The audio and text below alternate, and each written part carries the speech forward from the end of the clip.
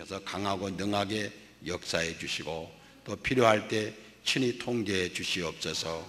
함께 하심을 믿사오며 예수님 이름으로 기도하옵나이다. 아멘.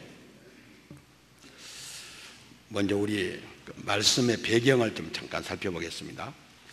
1장, 2장 말씀은 총론적인 말씀이고 서론적인 말씀이고 3장부터 9장까지 본론의 말씀인데 3장부터 9장까지는 들으라는 3편의 설교, 보라는 4개의 한상이 있고 또 다시 또 들으라는 마지막 설교와 보라는 마지막 한상으로 구성되어 있습니다. 오늘은 이제 처음 설교, 여호와의 말씀을 들으라는 처음 설교입니다. 왜 이 말씀을 해야 되는가? 이스라엘 사람들은 선택된 사람이고 하나님의 축복 가운데 사는 사람들이었는데 이방 사람들의 죄를 지적할 때 그러면 그렇지 하나님의 공의가 결코 저들을 용납하지 않을 거야. 또 형제 국가인 유다에 대해서 죄를 지적할 때도 유다도 그런 죄가 있구나. 유다도 죄가 있으면 벌을 받아야지. 그런 생각을 하게 됩니다. 그런데 하나님께서 이스라엘 사람들에게 이방 사람들과 형제 국가의 남조 유다의 죄를 지적했는가? 직접 이방 사람들에게 말하지 않고 유다 사람들에게 이야기하지 않고 이스라엘 사람들에게 북쪽 이스라엘 사람들에게 그 죄를 지적해 줬는가? 너희들에게는 이런 죄가 없는가? 살펴보라고 말씀했는데 우리는 그런 일이 없다. 그렇게 생각했고 그들의 죄를 지적할 때 네가 무슨 권세로 네가 과연 누구야?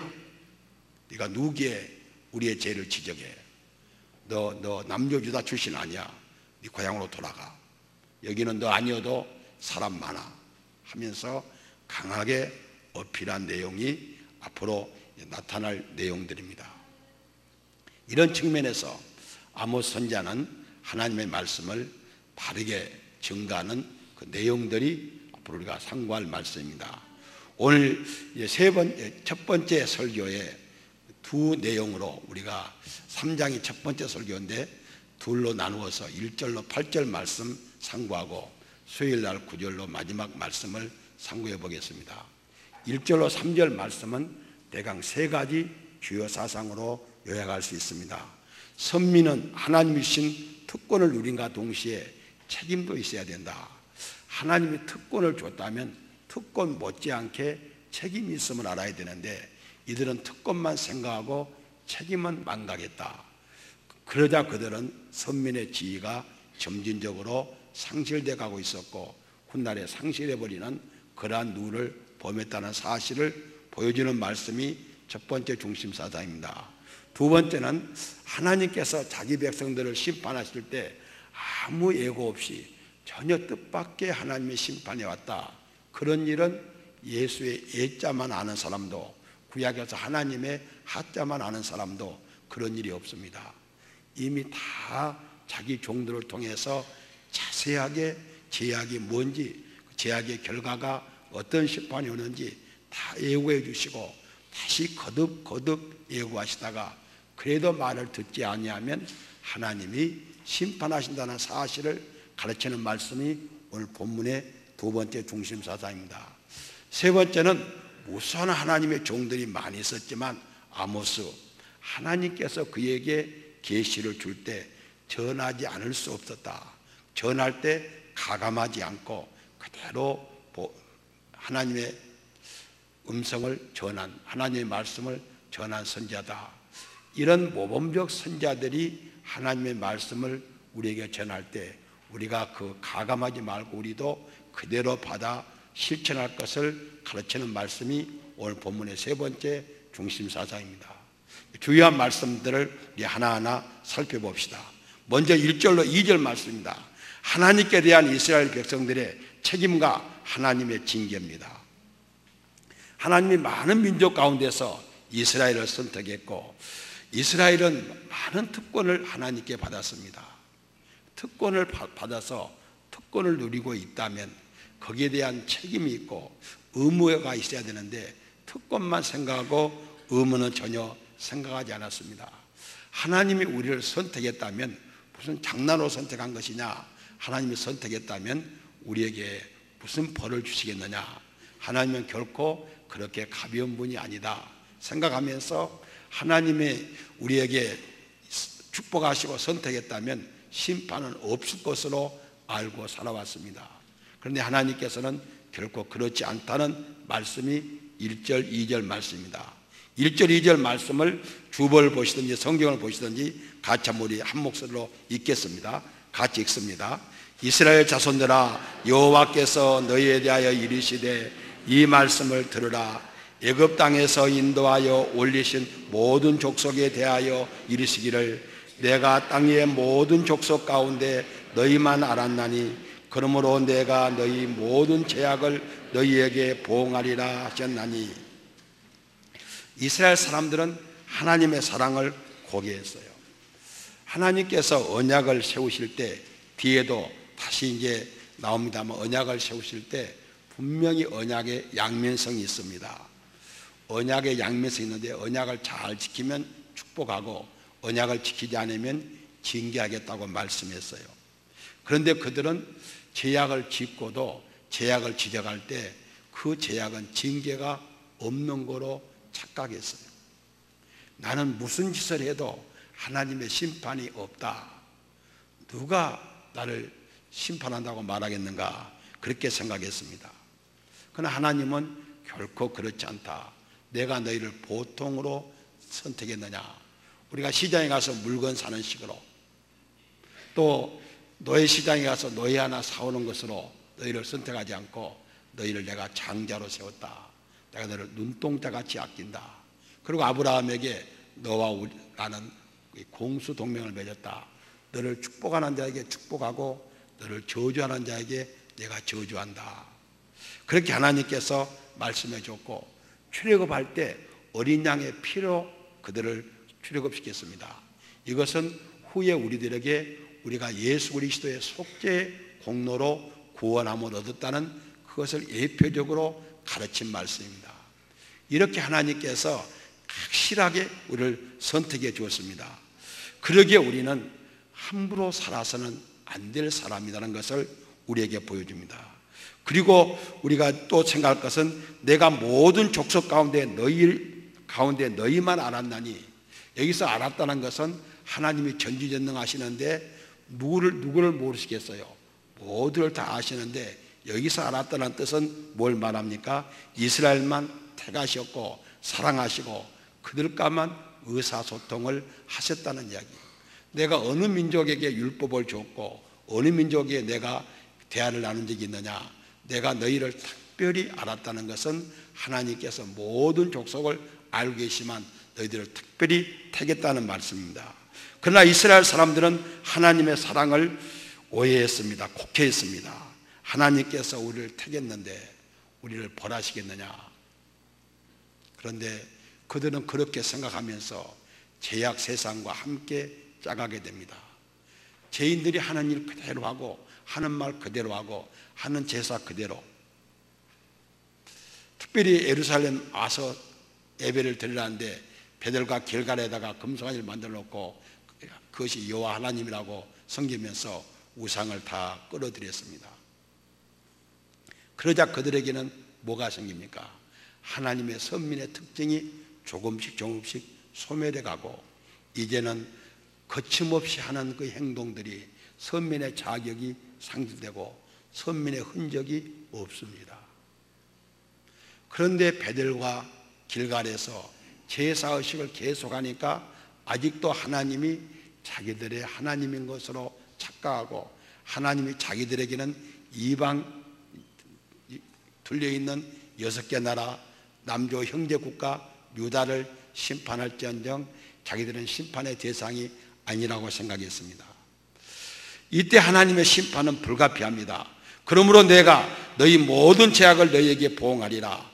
앞에서 말씀드린 언약의 양면성이 있습니다. 하나님께서 이 말씀을 잘 지키면 축복하고 지키지 않으면 너희들이 심판을 받는다. 그런데 지키지 않았는데도 심판하지 아니하면 하나님의 언약이 실현되지 않는 거예요. 그들이 하나님의 말씀을 지키지 않았을 때 하나님의 심판이 있어야 하나님의 말씀대로 심판하구나. 그리고 회개하고 돌아와요. 이것이 불신자와 신자의 차이입니다. 불신자들은 잘못을 하고 하나님께 심판을 받아도 그 약속이 없으니까 회개하고 돌아올 이유가 없잖아요. 윤리적으로나 회개하고 세상 법적으로나 잘못했다고 탄원서를 낼지언정 그들은 하나님 앞에 회개를 못해요. 그런데 언약을 알기 때문에 하나님의 언약의 이중성, 잘하는 자에게 축복하고 모든 자에게 심판이 있다고 그랬어요. 그런데 내가 지금 못하고 있는데도 심판이 없다면 그건 좀 꼬집어 봐야 돼요. 내 영적 생명이 있는지 없는지. 내가 지금 잘못하고 있을 때 하나님의 심판이 오면 하나님의 율법의 언약을 믿고 회개하고 돌아오면 전보다 더 하나님이 축복하신다고 그랬어요. 그래서 하나님의 심판은 당연합니다. 첫째는 뭡니까? 심판은 죄에 대한 징계로서 불가피하다. 하나님은 죄를 묵인할 수 없어요. 반드시 거룩하시면 죄를 징계하셔야 돼요. 두 번째는 뭡니까? 하나님의 속성상 징계는 불가능해요. 하나님은 거룩하신 분이고 우리 거룩한 백성으로 세웠어요. 이상덕 씨가 구속되는 거 보고 아무 소리를 못 느껴요? 제가 보기에 이상덕 씨가 그 정도 돈 먹으면 대통령 행위 아니었으면 가시아도 안 됐을 거예요. 대한민국 정치인들이 그 돈 안 먹은 사람 어디 있어요? 대통령 행위니까 많은 사람들의 관심의 대상이 되잖아요. 그것 보고 느끼는 것이 없어요? 우리는 하나님의 자녀들, 선택된 그리스도의 핏값으로 사신 사람들이에요. 하나님의 특별 관리예요. 대통령 민정수석실에서 친인척을 특별 관리해요. 천군 천사 가운데서 하나님의 자녀들을 특별 관리해요. 조금만 문제가 있으면 그냥 기소에 들어가요. 그런 거 보면서도 아무 쓰고 연결이 안 돼요? 됐지? 됐잖아요. 우리는 하나님의 측근이라 청와대 민정수석에서 친인척 관리도 하지만 하나님의 자녀들 관리를 천국에서 특별 관리하고 있구나. 그건 못 느껴요? 이입사는 느꼈죠? 느꼈다고 그래요. 그래야 진도가 나가지. 그건 느낄 수 있잖아요. 나는 그거 보고 느껴요. 대통령실에 민정수석만 있는 거 아니라 천국에 민정수석이 있어요. 우리 특별관리 천사들이 있다고요. 우리가 5년 임기 대통령 친인척보다 더 존귀하잖아요. 그러기에 우리는 그냥 놔둘 수 없어요. 우리를 고치기 위해서 반드시 하나님 우리를 심판해요. 우리는 심판을 피할 수 없는 거예요. 1절 2절 말씀의 교훈을 봅시다. 진리에는 특별한 의무가, 특별한 은총에는 특별한 거룩함이, 특별한 계시에는 특별한 정밀 검사가, 특별한 사랑에는 특별한 응답이 뒤따라야 돼요. 큰 징계를 받고 있다면 지금 빨리 회개해야 되고, 아직 징계가 임하지 않았다면 우리는 이런 일에 개입해서는 안 된다는 거예요. 두 번째 3절로 6절 상반절 말씀입니다. 이제 이렇게 말하면요, 지당하십니다 그래야 되는데 에이 뭐 그래요, 그렇게 이야기할 수 있으니까 오늘 이제 3절로 6절 말씀은 하나님 심판이 지당하십니다.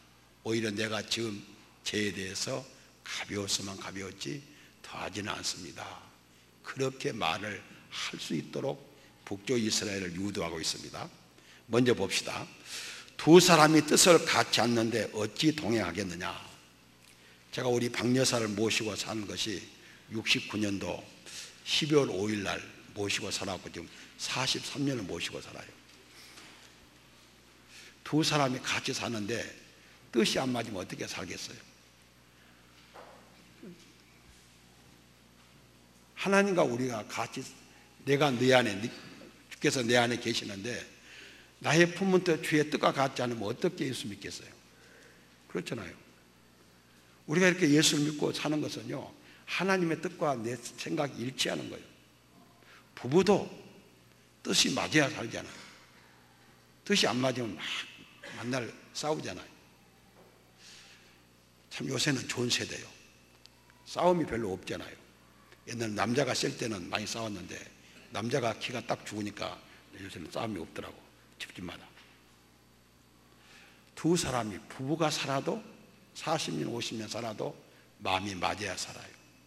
하나님과 우리가 같이 사는데 하나님의 뜻, 내 뜻이 일치해야 돼요. 너희들 정말 하나님의 뜻과 일치해서 하나님과 동고동락하냐고요. 이걸 지금 너희 동고동락 않기 때문에, 삐걱거리기 때문에 싸움이 있지 않냐고요. 정말 하나님의 뜻을 생각할 때 아멘으로 화답이 되냐고요. 그러지 않지 않냐고요. 두 번째는 뭔고요? 사자가 먹을 것을 찾을 때 숲속에서 함성을 지를 수밖에 없지 않느냐. 사자가 옮긴 것이 없는데 어찌 숯불에서 부르짖으며 젊은 사자가 잡은 것이 없는데 어찌 굴에서 소리 내겠느냐. 아모스가 어떤 사람이죠? 복합 농업을 하는 사람이에요. 양도 축산도 하고 농업도 하는데 주로 농업이 가수 농업을 하는 사람이에요. 그러니까 산이나 들을 이렇게 다니는 사람이에요. 사자들이 배가 부르면 그렇게 급하지 않는데 굶주리면요 악을 써요. 그러다가 어때요? 토끼나 이렇게 초식 동물을 발견하면 으르렁거립니다. 그러면요 이 갑자기 으르렁거리면 초식 동물들이 당황해서 왔다 갔다 하다가 이 명수들에게 잡혀요. 사자가 막 울부짖으면 그 듣는 목자들은 뭐요? 아, 사자가 먹을 것을 찾았구나. 그렇게 느낀대요. 그 사자 소리가 크게 나면 사자가 먹을 것을, 굶주린 사자가 먹을 것을 찾았구나. 그렇게 아모스는 그렇게 느꼈어요. 그런 농업을 하는 사람이라. 지금 북쪽 이스라엘에서 야 너희들 남조 출신이 와서 무슨 소리냐 라고 말할 때 하나님이 자기를 보내서 이렇게 부르짖게 했다면 하나님이 너희들의 제약을 보지 않고 어떻게 나를 통해서 울부짖게 하고 그 하나님 명령을 받은 내가 이렇게 울부짖는다면 어찌 내가 너희들의 제약을 보지 않고 이렇게 울부짖겠냐고요. 이런 강력한 메시지가 왔다면 너희들이 기당합니다 그래야지 뭐 그래요 그렇게 말해서는 안 되지 않냐고요. 지금 그렇게 체크하고 있습니다. 세 번째는 뭔고요?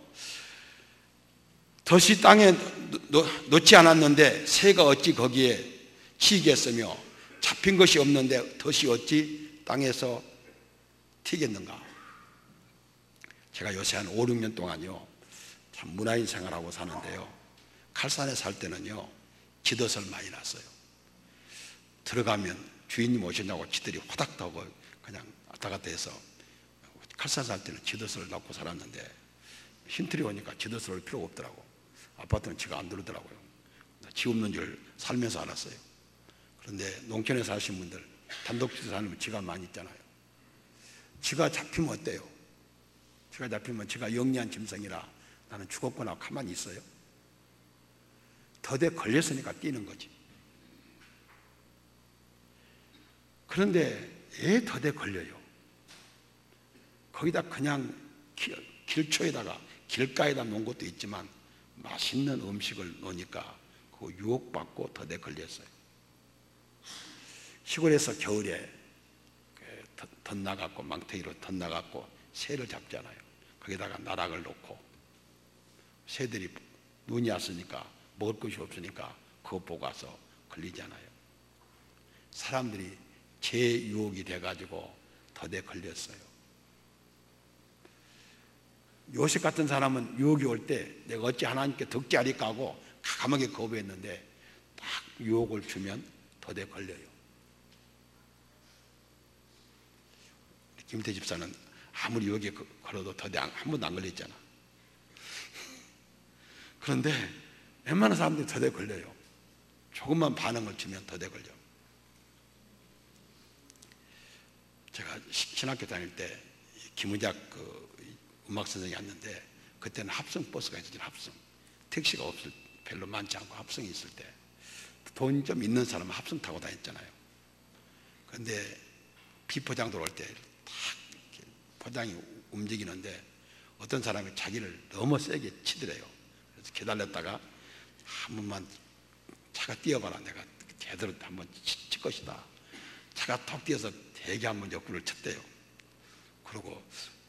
그러고 나니까 생각하니까 내가 너무했다. 내가 지금 신학교 강의 가면서 이러면 되는가? 그러고 그랬다고 그분이 간증을 하더라고요. 뭐가 좀 유혹이 된 거예요. 나를 건드렸든지 먹을 것이 있든지 유혹이 된 거예요. 지금 우리 주변에 유혹 때문에 더대 걸린 사람 많잖아요.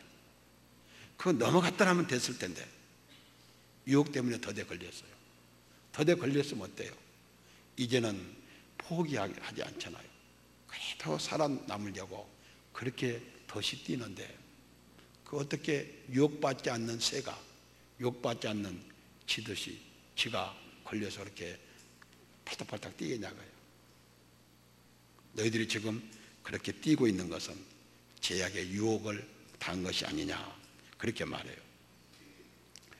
또 마지막 네 번째는 네 번째는 뭔거요? 경고의 나팔이 불렸어요. 아니 지금 적군이 쳐들어온다고 경고의 나팔이 울렸어요. 지금 아모스가 경고의 나팔을 울려요. 지금 너희들은 조금 있으면 망할 것이다. 경고의 나팔을 부는데 전쟁이 일어났다는데 겁이 없어요.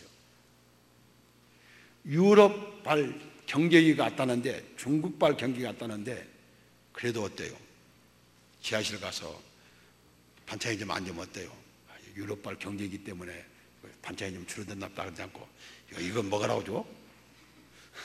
그럴 수도 있잖아요. 예를 들면 교회가 유럽발 경제기 왔다고 해서 반찬을 적게 할 리는 없겠지만 예를 들면 이거 먹으라고 줘? 내가 거지야? 그럴 수 있다는 거예요. 지금 위기가 왔는데도 위기를 몰라요. 왜 그랬을까? 학자들이 이 말씀을 주의하면서 위기로 느끼지 않는 것은 거짓 선자들이 절대 우리는 망할 리 없다. 그렇게 선전해 놓으니까 망하고 많았다는 거예요. 오늘 이 두 번째 대지의 교훈은 뭔가요? 두 가지만 생각합시다. 현재 이 두 번째 교훈은 이 말씀이 2800년 전 아모스가 이스라엘 사람들에게 한 말을 우리는 교훈적으로만 받을 것인가? 옛날 역사에 그런 사람도 있었구나. 교훈적으로만 받을 것인가? 첫 번째 교훈입니다. 두 번째는 뭔거니? 이상하다. 2800년 이야기가 2800년 이야기 같지 않고 금주의 이야기 같다. 오늘 나에게 주는 이야기 같다. 지금 2800년 아모스가 남조 드과에서 북조 베들로 올라가서 이 예언을 했는데 지금 서울 와서 나한테 성령께서 하시는 말씀 같다. 그렇게 느낄 것인가? 2800년 전에 있었던 이야기를 박 목사가 설교를 순서적으로 하니까 그냥 오늘 우리한테 한번 해준 거야. 그렇게 들을 사람도 있고 이상하다. 시대 감각이 2800년 전 역사적 이야기로 들리지 않고 현장감 있게 들린다. 나한테 하시는 말씀 같다. 그 사람이 더 진짜예요. 그렇지 않으면 누가 뒤에서 속였어요. 괜찮다. 거기서 이제 속임을 받은 사람은 그럴 수 있다는 거예요. 마지막 이제 세 번째 대지입니다. 이제 할 수 없이 심판을 선포하면서 너희들은 이렇게 살라고 부탁하는 말씀인데 서론을 생략하고 본문으로 들어갑니다. 먼저 이제 첫 번째는 뭔거요? 심판이 어떤 모양으로 임하는지 하나님께서 보여주는데 6절 하반절 말씀 여호와께서 행하심이 없는데 재앙이 어찌 성읍에 임하겠느냐. 지금요 혹시 여러분의 뭐가 좀 문제가 있다면요 그리스도인들은 우연이 없어요. 다 하나님이 하시는 일이에요. 현재 나에게 문제가 있다면 이것은 사람을 통해서 하는 거지만 그 사람이 하는 거 아니라 하나님이 나에게 강력하게 체크하시는 거예요. 야, 너 그 일을 당하면서도 못 깨달아? 하는 이야기예요. 현재 상황에서 무슨 일이 벌어졌다면 이것은 하나님이 하시는 일로 보라는 이야기예요. 그 말씀이 6절 하반절이요. 여호와께서 행하심이 없는데 재앙이 어찌 성읍에 임하겠느냐. 특별히 하나님의 선민들에게는 우연은 없고 모든 필연적이니까 필연적인 사건으로 온 것으로 믿으라고요. 두 번째는 뭡니까? 여호와께서 어떤 일을 하실 때 우연히 갑자기 온 일은 한 건도 없어요. 노아 홍수 때도 사전에 예고했고, 아브라함에게 소돔과 고모라의 멸망도 사전에 예고했고, 요셉에게 7년 흉년도 미리 예고했고, 니느웨 성의 멸망도 요나에게 미리 예고했어요. 예고를 다 해줘요. 특별히 강성교회 식구들은요, 한 성경, 지난번 요엘서 조그만한 3장의 말씀만 갖고도 우리가 충분하게 하나님의 메시지를 들을 수 있었어요. 특별히 우리 교인들은 한 분도 이 말씀을 적용 못할 그런 영적 전능하는 우리 교회 없어요. 없어요. 그런데 왜 이것을 적용을 안 넣냐? 유행가 가사들어요. 안 되는 줄 알면서 왜 그랬을까? 모르는 사람 한 사람도 없어요. 분명히 하나님은 자기 종들을 통해서 말씀해줘요. 말씀해줬는데도 사람들이 그걸 의식하지 않아요. 의식하지 않고 하나님이 혼난 다음에 뭐라 그래요? 내가 왜 그랬을까 하고 후회해요. 마지막은 뭔거요? 8절 말씀. 사자가 부르짖은즉 누가 두려워하지 아니하겠으며 주 여호와께서 말씀하신즉 누가 예언하지 않겠느냐. 사자가 부르짖은즉 누가 어떤 초식 동물이 사자 가서 노루가 사슴이 가서 사자 콧대를 뽑겠어요. 하나님이 부르짖는데 하나님 때리면 때려봐. 내가 맞을 줄 알고. 그럴 사람이 어디 있어요? 그래서 아무도 없어요. 그런 사람은 땅에 없어요. 그러면 그건 그냥 맞는 거지. 그 다음에 여호와께서 말씀하신 즉 어찌 예언하지 않겠느냐. 하나님이 말씀하신 왜 예언하지 않겠어요? 그래서 제가 지난번 김가사한테 물었어. 야, 지금 부교육자들 시편 설교하는데 몇 편 남았냐 했더니 8편 남았다 하더라고. 119편까지 119편까지만 부교육자들이 하고, 우리는 순서적으로 오니까 피해갈 수가 없잖아요. 내가 다시 119편은 내가 설교하고 부교육자들이 아침 예배 때는 이제 신약을 설교하도록 그렇게 바꾸려고 그래요. 시편은 그냥 다 물론 책망도 있지만 축복의 말씀이 많고, 아침 예배 때는 거의 그렇게 평온한 상태에서 말씀을 듣는데 낮 예배 수예배 때는 긴장 상태에 들으니까 좀 이제 바꿔야 되겠다. 또 하나님이 이렇게 혼내신 다음에 119편으로 우리를 위로하시는 하나님의 그 작업이라고 봐요. 섭리라고 봐요. 어떤 하나님의 종이 하나님의 말씀이 임했는데 피해가겠어요? 그럴 장사가 없어요. 그대로 말할 수밖에 없다. 사도들도 예수 이름을 증거하지 말라 할 때 결국 우리는 말하지 않을 수 없다고 강경히 말했어요. 우리 교회는 순서적으로 하는 일이기 때문에 피해가면 안 되고 반드시 이 말씀을 전해줘야 됩니다. 이렇게 전할 때 여러분들이 잘 새겨서 받으셔서 하나님 내게 축복하시는 말, 내게 경고하시는 말을 잘 받아서 받아들이면 하나님께서 여러분에게 주시는 은혜를 받을 수 있습니다. 결론의 말씀 우리 같이 한번 읽어봅시다. 결론의 말씀입니다. 다른 교훈을 생략하고 결론의 말씀 같이 읽습니다. 시작.